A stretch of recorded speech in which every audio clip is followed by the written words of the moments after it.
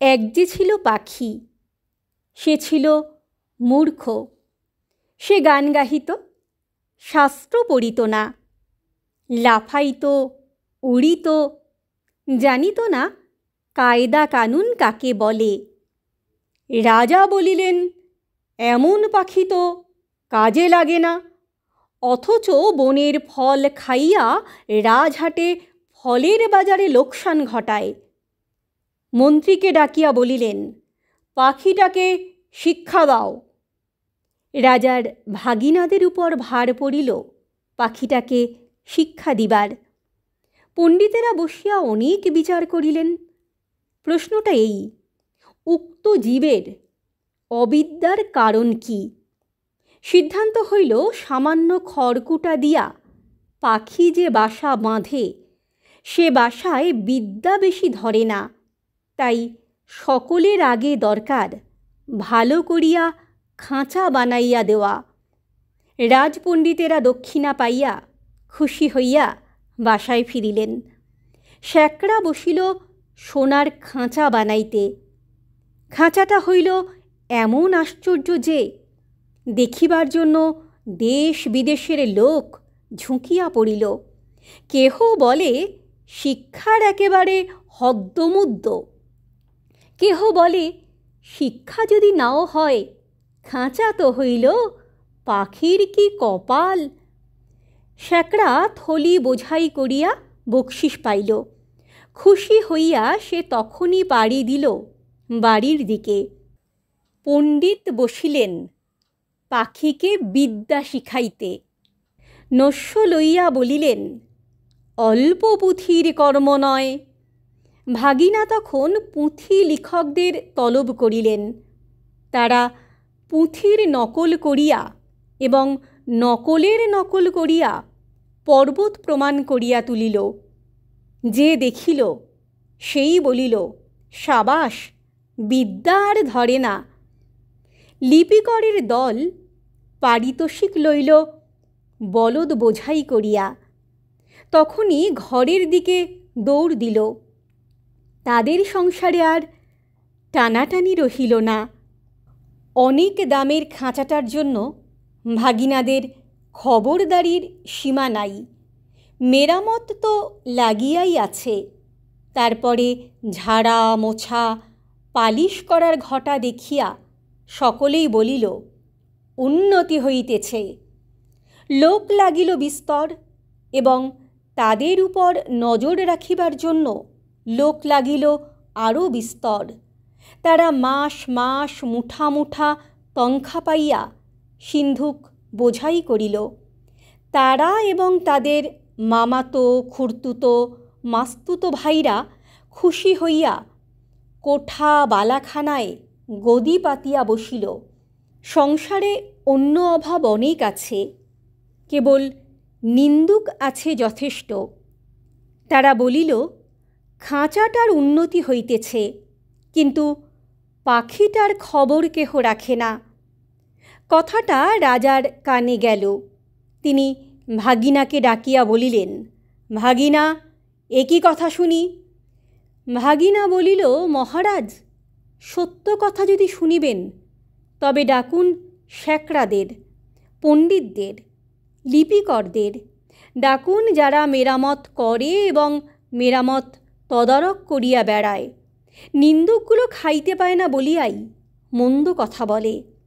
জবাব শুনিয়া রাজা অবস্থাটা পরিষ্কার বুঝিলেন। আর তখনই ভাগিনার গলায় সোনার হার চড়িল। শিক্ষা যে কি ভয়ঙ্কর তেজে চলিতেছে, রাজার ইচ্ছা হইল স্বয়ং দেখিবেন। একদিন তাই পাত্র মিত্র অমাত্য লইয়া শিক্ষাশালায় তিনি স্বয়ং আসিয়া উপস্থিত।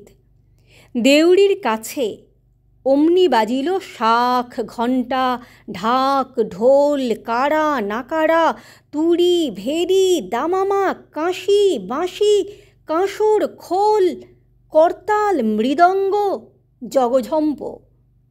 পণ্ডিতেরা গলা ছাড়িয়া টিকি নাড়িয়া মন্ত্রপাঠে লাগিলেন। মিস্ত্রি, মজুর, শ্যাকরা, লিপিকর, তদারক নবিশ আর মামাতো, পিস্তুতো, খুড়তুতো এবং মাস্তুতো ভাই জয়ধ্বনি তুলিল। ভাগিনা বলিল, মহারাজ, কাণ্ডটা দেখিতেছেন? মহারাজ বলিলেন, আশ্চর্য, শব্দ কম নয়।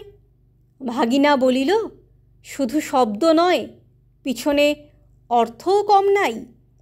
রাজা খুশি হইয়া দেউড়ি পার হইয়া যেই হাতিতে উঠিবেন, এমন সময় নিন্দুক ছিল ঝোপের মধ্যে গা ঢাকা দিয়া। সে বলিয়া উঠিল, মহারাজ, পাখিটাকে দেখিয়াছেন কি? রাজার চমক লাগিল। বলিলেন, ওই যাহ, মনে তো ছিল না, পাখিটাকে দেখা হয় নাই। ফিরিয়া আসিয়া পণ্ডিতকে বলিলেন, পাখিকে তোমরা কেমন শেখাও, তার কায়দাটা দেখা চাই। দেখা হইল। দেখিয়া বড় খুশি। কায়দাটা পাখিটার চেয়ে এত বেশি বড় যে পাখিটাকে দেখাই যায় না। মনে হয় তাকে না দেখিলেও চলে। রাজা বুঝিলেন, আয়োজনের ত্রুটি নাই। খাঁচায় দানা নাই, পানি নাই, কেবল রাশি রাশি পুঁথি হইতে রাশি রাশি পাতা ছিঁড়িয়া কলমের ডগা দিয়া পাখির মুখের মধ্যে ঠাসা হইতেছে। গান তো বন্ধই, চিৎকার করিবার ফাঁকটুকু পর্যন্ত বোঝা। দেখিলে শরীরে রোমাঞ্চ হয়। এবারে রাজা হাতিতে চড়িবার সময় কানমলা সর্দারকে বলিয়া দিলেন, নিন্দুকের যেন আচ্ছা করিয়া কান মলিয়া দেওয়া হয়। পাখিটা দিনে দিনে ভদ্রদস্তুর মতো আধমরা হইয়া আসিল। অভিভাবকেরা বুঝিল, বেশ আশাজনক। তবু স্বভাব দোষে সকাল বেলার আলোর দিকে পাখি চায়, আর অন্যায় রকমে পাখা ঝটপট করে। এমনকি একদিন দেখা যায় সে তার রোগা ঠোঁট দিয়া খাঁচার শলা কাটিবার চেষ্টায় আছে। কোতোয়াল বলিল, এ কি বেয়াদবি? তখন শিক্ষামহলে হাপড় হাতুড়ি আগুন লইয়া কামার আসিয়া হাজির। কি দমাদ্দম পিটানি! লোহার শিকল তৈরি হইল। পাখির ডানাও গেল কাটা। রাজার সম্বন্ধীরা মুখ হাঁড়ি করিয়া মাথা নাড়িয়া বলিল, এ রাজ্যে পাখিদের কেবল যে আক্কেল নাই তা নয়, কৃতজ্ঞতাও নাই। তখন পণ্ডিতেরা এক হাতে কলম, এক হাতে সরকি লইয়া এমনি কাণ্ড করিল যাকে বলে শিক্ষা। কামারের পসার বাড়িয়া কামারগিন্নির গায়ে সোনা দানা চড়িল এবং কোতোয়ালের হুঁশিয়ারি দেখিয়া রাজা তাকে শিরোপা দিলেন। পাখিটা মরিল। কোন কালে যে কেউ তা ঠাহর করিতে পারে নাই। নিন্দুক লক্ষ্মী ছাড়া রটাইল, পাখি মরিয়াছে। ভাগিনাকে ডাকিয়া রাজা বলিলেন, ভাগিনা, এ কি কথা শুনি? ভাগিনা বলিল, মহারাজ, পাখিটার শিক্ষা পুরো হইয়াছে। রাজা শুধাইলেন, ও কি আর লাফায়? ভাগিনা বলিল, আরে রাম, আর কি ওড়ে? না। আর কি গান গায়? না। দানা না পাইলে আর কি চেঁচায়? না। রাজা বলিলেন, একবার পাখিটাকে আনো তো দেখি। পাখি আসিল, সঙ্গে কোতোয়াল আসিল, পাইক আসিল, ঘোড়সওয়ার আসিল। রাজা পাখিটাকে টিপিলেন। সে হাঁ করিল না, হুঁ করিল না, কেবল তার পেটের মধ্যে পুঁথির শুকনো পাতা খসখস গজগজ করিতে লাগিল। বাহিরে নববসন্তের দক্ষিণ হাওয়ায় কিশলয়গুলি দীর্ঘ নিঃশ্বাসে মুকুলিত বনের আকাশ আকুল করিয়া দিল।